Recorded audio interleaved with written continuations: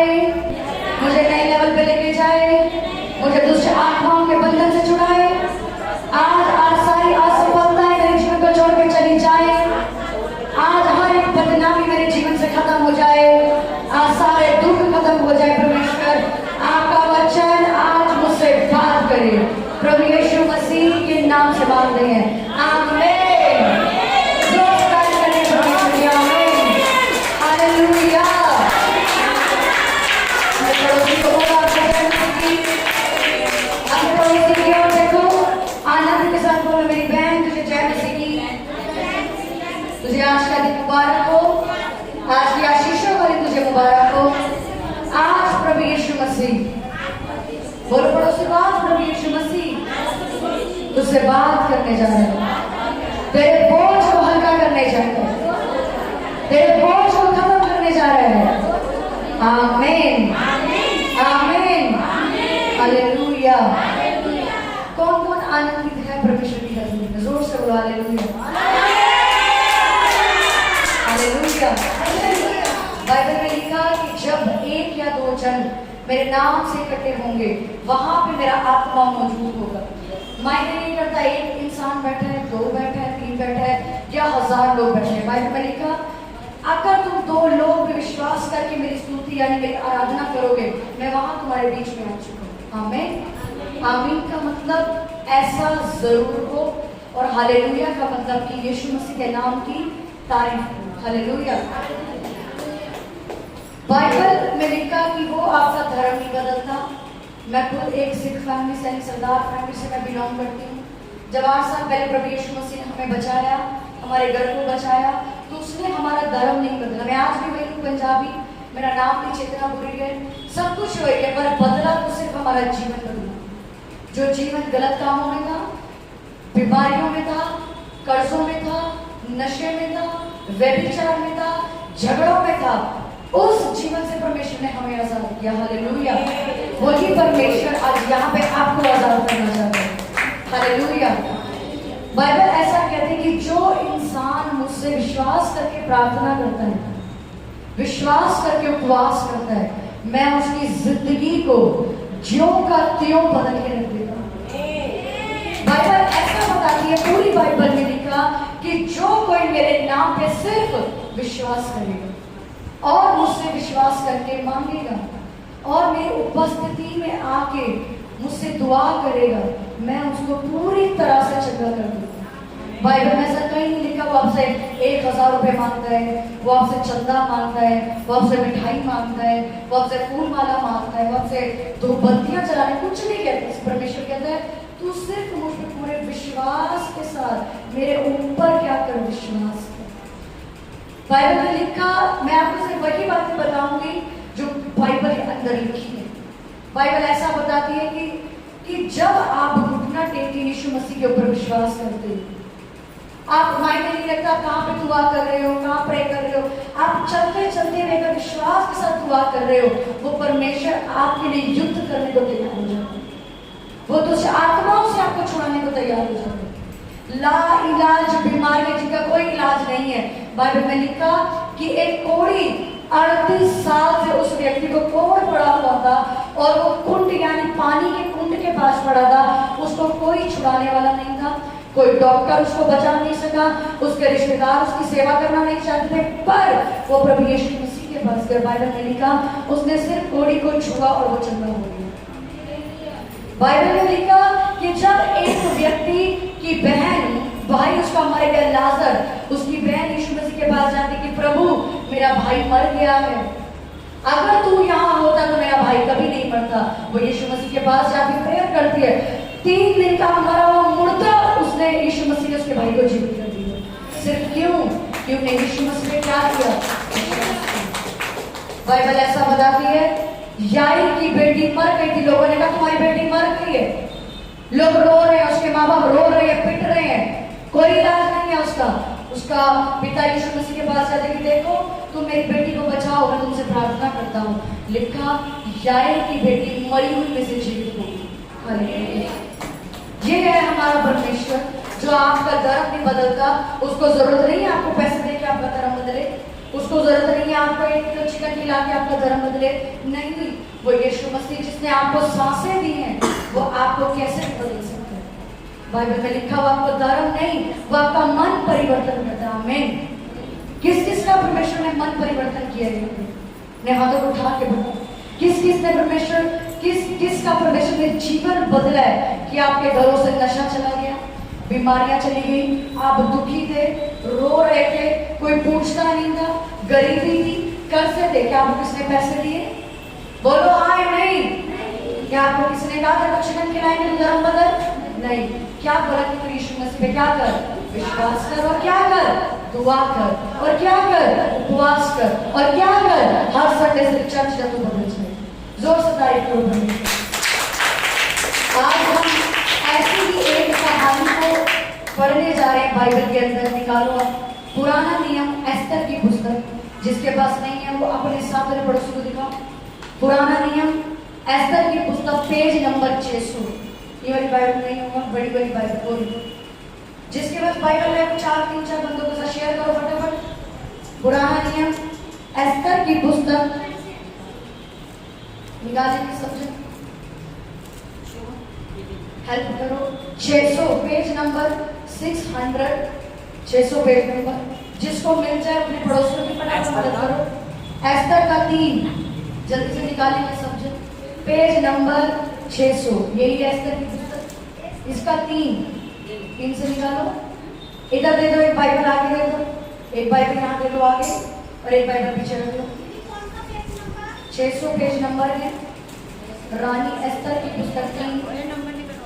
फटाफट निकालो, जिसके पास निकालो। किसकी?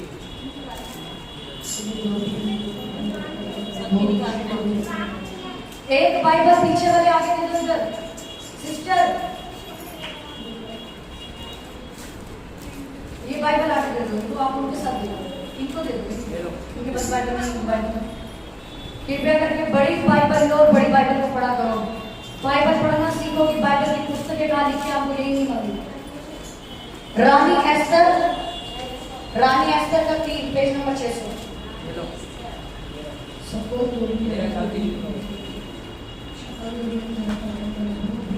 जिसका निकल गया वो ब्रेक कर देना। 600 पेज नंबर रानी एस्तर, उसका 3। जब कतल कर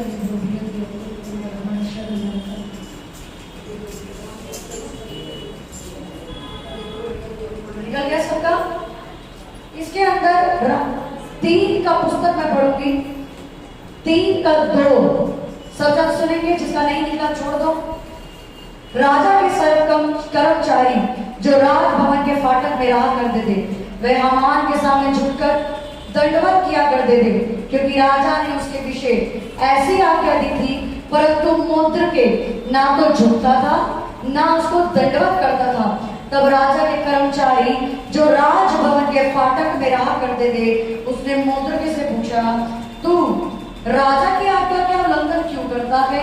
जब वे उसे प्रतिदिन ऐसा ही करता रहा और उसने उनकी एक ना मानी, तब उन्होंने ये देखने की इच्छा से कि मुद्र के लिए बात चलेगी कि नहीं, हामान को बता दिया।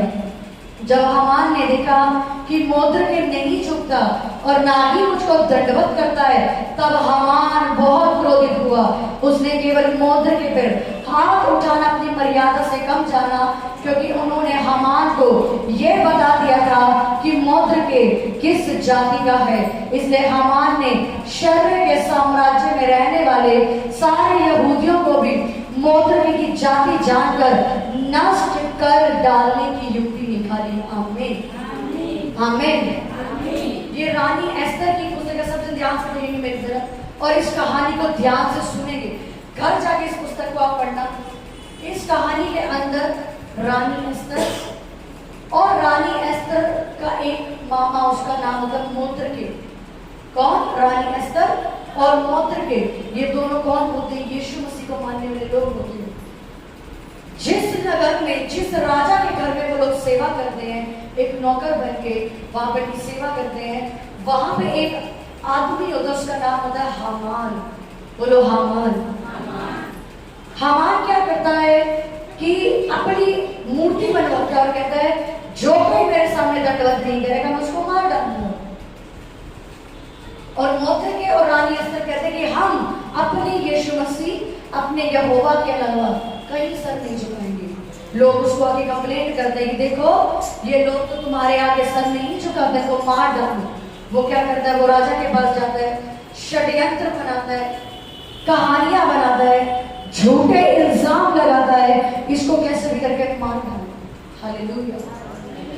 क्या करता है, षड्यंत्र बनाता है, झूठी कहानियां राजा को बताता है, सच नहीं बताता और झूठ झूठ बोलकर उसके मन में गंदगी पैदा करता है कि देखो ये ऐसा है, उसको मार डालो। जब ये बात मोर्दके को और रानी एस्तर जो उस राजा की पत्नी होती है उसको पता लगता है, वो कहते हैं, वचन को पढ़ेंगे हम आगे, आप मत निकालो, आपसे सुनो आप बैठ के। उसके बाद उसके 4:12 में लिखा, एस्तर की ये बातें मोर्दके को सुनाएंगी। आज का वचन ध्यान से सुनो सब जन। एस्तर की ये बातें मोर्दके को सुनाई गई, तब मोर्दके ने एस्तर को क्या कहना भेजा, तू मन ही मन ये विचार मत कर कि मैं राजभवन में रहने के कारण सब यहूदियों में बची रहूंगी, क्योंकि जो तू इस समय चुपचाप रही तो और किसी न किसी उपाय से यहूदियों का छुटकारा और उद्धार हो जाएगा।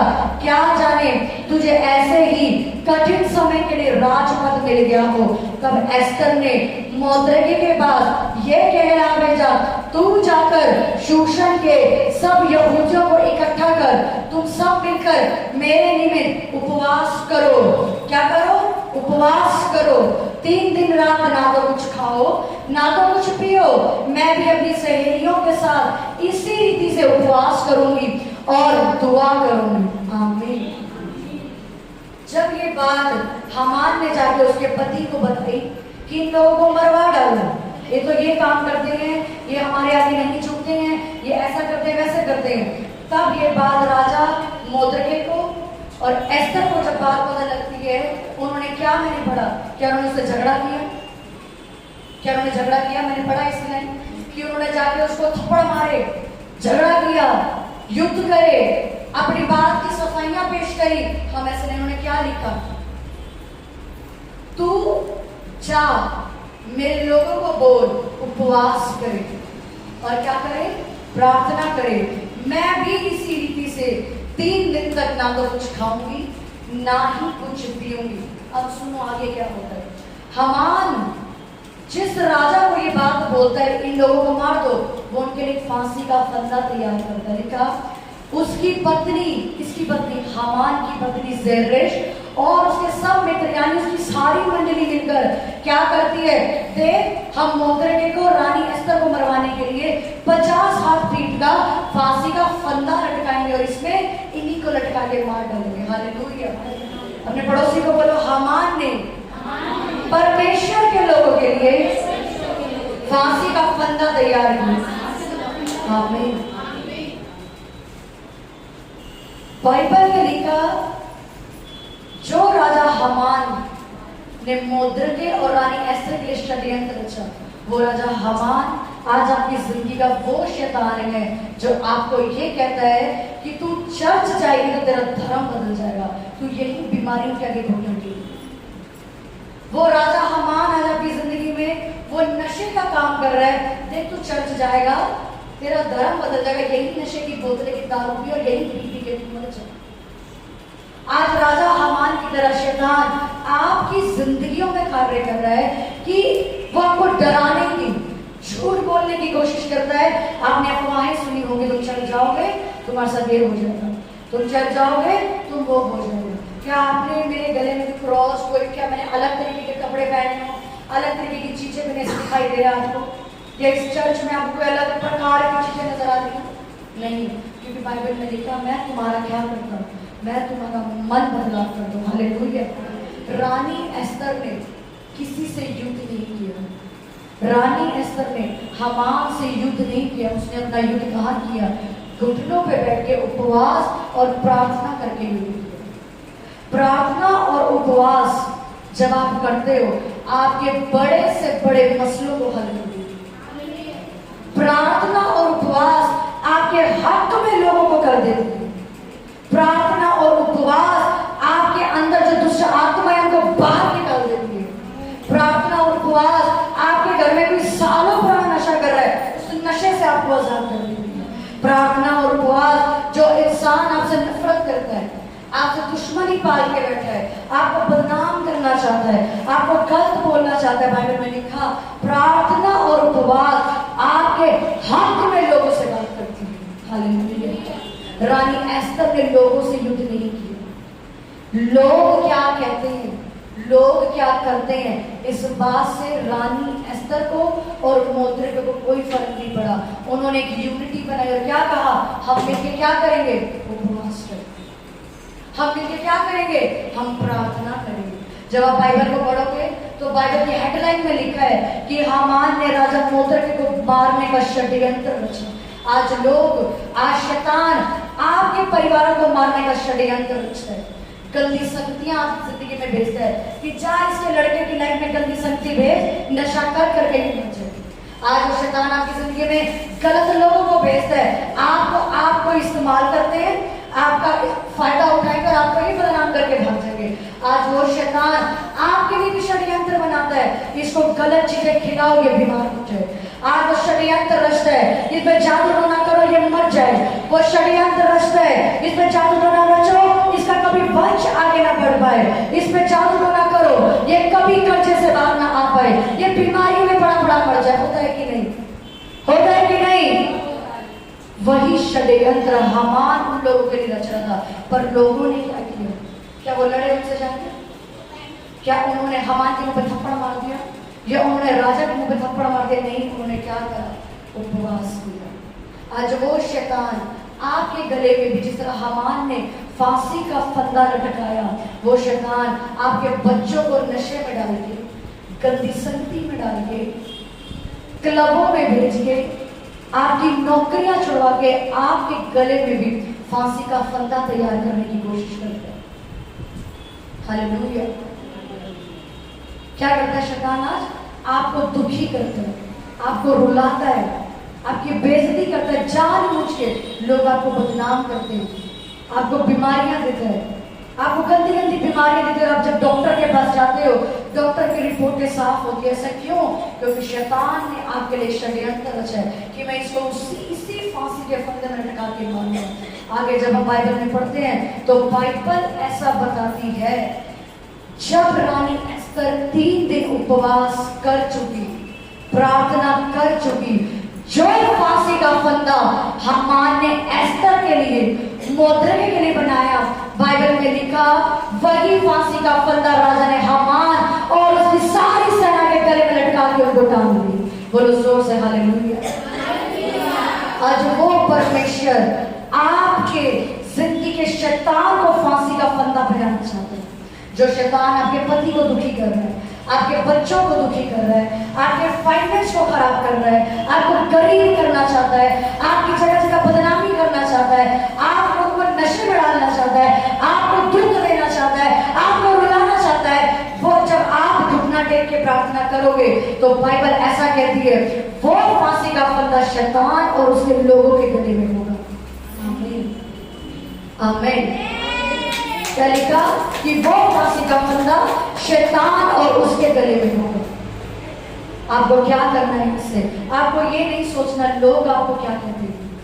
आज से आपको ये नहीं सोचना शैतान मेरे घर में क्या कर रहे हैं। आज से आपको ये नहीं सोचना शैतान ने मेरे बच्चों को कितना बीमार किया है। आपको ये नहीं सोचना हाय मेरा पति कितना नशा करता है, हाय हम लोग कितने गरीब हैं, हम लोग बांझ हैं, हमारा घर नहीं उधार पाता, हमारे साथ ये होता है, हमारे साथ वो होता है। आपने रानी एस्तर की तरह इग्नोर करके अपने घुटने प्रेयर में टिकाने और उपवास करना। बाइबल में लिखा कि मैं सारे षड्यंत्र जो आपके पीठ पीछे शैतान बनाने की कोशिश कर रहे हैं, वो षड्यंत्र में नाश करके उसी के गले में फांसी का फंदा लटकाऊंगा। Hallelujah, hallelujah. आप तैयार हो प्रार्थना करने के लिए? आप तैयार हो उपवास करने के लिए? रानी एस्तर ने बोला ये लोग तो हमें मारना चाहते हैं, ये लोग तो हमें बदनाम करना चाहते हैं, ये लोग हमारी जाति को खत्म करना चाहते हैं। पर रानी एस्तर ने एक निर्णय लिया कि मैं उपवास करूंगी, मैं प्रार्थना करूंगी। मायने नहीं करता आपके हालात आज कैसे हैं, आप सालों से परेशान हो सकते हो, सालों से दुखी हो सकते हो, सालों से रो सकते हो, पर अगर आज आप ये फैसला करते हो कि मैं आज से घुटना टेकूंगी, उपवास करूंगी, प्रार्थना करूंगी, यीशु मसीह को पुकारूंगी, मैं लड़ूंगी नहीं जो लोग मेरे साथ कर रहे हैं, मैं किसी को जवाब नहीं दूंगी। बाइबल में लिखा रानी एस्तर ने किसी को जवाब नहीं दिया। हालेलुया। अपने पड़ोसी को बोलो, रानी एस्तर ने किसी को जवाब नहीं दिया, किसी से लड़ाई नहीं करी, उसने युद्ध किया, घुटने में बैठ के युद्ध किया, उपवास करके युद्ध किया, प्रार्थना करके युद्ध किया और वो अपना युद्ध जीत गई। आमीन, हालेलुया।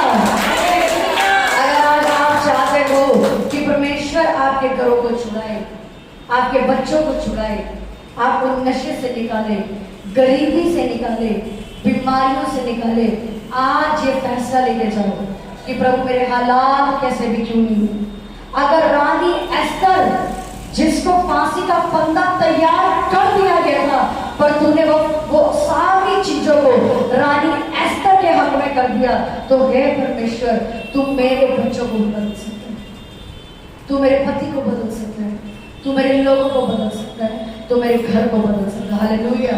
कितना को समझ है उपवास और प्रार्थना की ताकत। आपने उपवास करने आपसे, आपने प्रार्थना करनी है आपसे, आपकी जिंदगियां आप खुद कहोगे कि हमारे हालात कैसे बदले। जो लोग आपको षड्यंत्र बना के मारना चाहते हैं ना, देखना आने वाले दिनों में वो फांसी का फंदा उन्हीं के गलों में आपको लटका मिलेगा। जो लोग आज, जो शैतान आपको बदनाम करना चाहता है, आपकी बेइज्जती करना चाहता है, आपके बच्चों को मारना चाहता है, आपके पति को मारना चाहता है, देखना जब आप उपवास करोगे, आप प्रेयर करोगे, उस शैतान को आप मरता हुआ देखोगे अपनी आंखों से। हालेलुया। लेकिन ऐसा कब होगा? जब आप क्या करोगे? उपवास करोगे। ऐसा कब होगा? जब आप प्रार्थना करोगे। ऐसा कब होगा? जब आप परमेश्वर की उपस्थिति में बने रहोगे। तो तैयार हो आप शैतान से लड़ने के लिए, तैयार हो उपवास करने के लिए, तैयार हो प्रार्थना करने के लिए, तैयार हो फांसी के फंदे में शैतान को लटकाने के लिए। कौन कौन तैयार है इस फांसी के फंदे पे शैतान और उसके लोगों को लटकाने के लिए? जोर से बोले हालेलुया, हालेलुया। अपने हाथों को उठाओ, अपनी आंखें बंद करो, अपनी आंखों को उठाओ, बोलो परमेश्वर मैं तैयार हूँ। अपने हाथों को उठाओ स्वर्ग की ओर, अपने हाथ हिलाओ, बोलो मैं तैयार हूँ खुदा, शैतान से लड़ने के लिए मैं तैयार हूँ। वो फांसी के फंदे में शैतान को लटकाने के लिए तैयार हूँ। बोलो बोलो बोलो, प्रार्थना करो खुद। प्रभु मैं उपवास करने के लिए तैयार हूँ, मैं बाइबल पढ़ने के लिए तैयार हूँ, मैं प्रार्थना करने के लिए तैयार हूँ, मैं चर्च आने के लिए तैयार हूँ। परमेश्वर अगर तूने एस्तर का साथ दिया तो तू मेरा